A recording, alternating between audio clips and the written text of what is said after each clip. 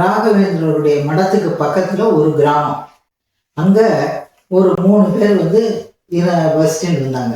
அந்த 3 பேரும் ராகவேந்திரரை பார்க்கணும் அப்படின்ட்டு அந்த கிராமத்துலேருந்து கிளம்பி வந்தாங்க.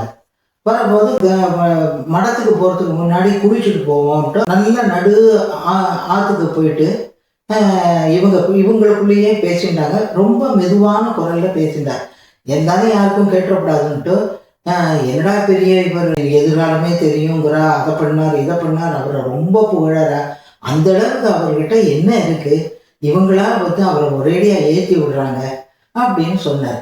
ஆமாம், இப்போ எல்லாமே அவருக்கு தெரியும் அப்படின்லாம் சொல்கிறா. அப்போ நம்ம நினைக்கிறதெல்லாம் அவருக்கு தெரிஞ்சிடுமா என்ன? இப்போ நான் ஒரு உதாரணத்துக்கு நம்ம 3 பேர் வச்சுக்கோண்டா, நான் லட்டுன்னு நினச்சிக்கிறேன், நீ ஜாங்கிரின்னு நினச்சிக்கோ, நீ அதிர்ஷ்டம்னு நினச்சிக்கோ. இப்போ நம்ம நினைக்கிறதெல்லாம் அவருக்கு தெரிஞ்சிடுமா என்ன அப்படின்னு பேசிகிட்டு இருந்தேன்.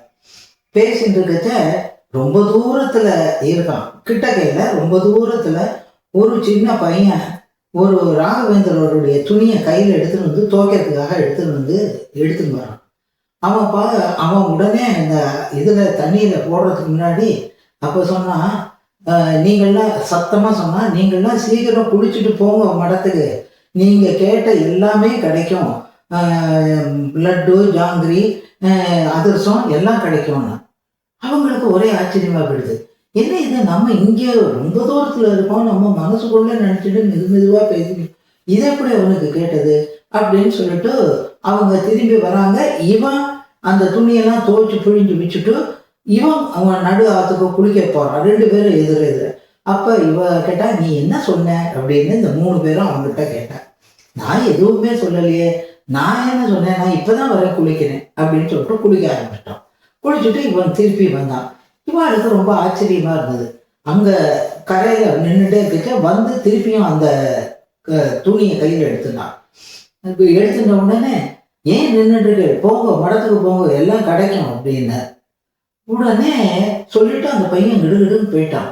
இது யாரோட துணி அப்படின்னு கேட்குற, மகான் ராகவேந்திரரோட துணி. அந்த துணி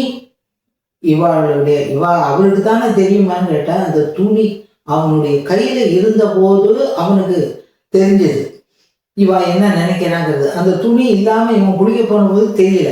திருப்பி துணி எடுத்த உடனே கைவிட்டு, அது எப்பேற்பட்ட மகான் அப்படிங்கிறத அவங்க புரிஞ்சுட்டாங்க. இது ராகவேந்திரருடைய ஒரு கதை.